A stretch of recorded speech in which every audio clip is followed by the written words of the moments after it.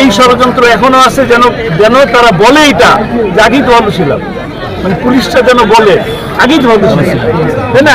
পুলিশের উপর যদি আক্রমণ করেন তাহলে বলবে না পুলিশ আগে ভালো ছিলাম, হিন্দুরা বলবে না যে আমরা আগে ভালো ছিলাম। এই কারণে এই কাজগুলো করা হচ্ছে। কাজেই আমরা এই কাজগুলো করবো না, এই কাজগুলো ওয়াদা দিচ্ছি ইনশাআল্লাহ।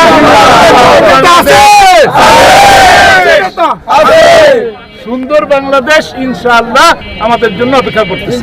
আমরা বয়স হয়ে গেছে, চলে যাব, কিন্তু আমাদের সন্তানরা সুন্দর একটা বাংলাদেশ পাবে, সেই চেষ্টা করে যাবো। ঠিক আছে?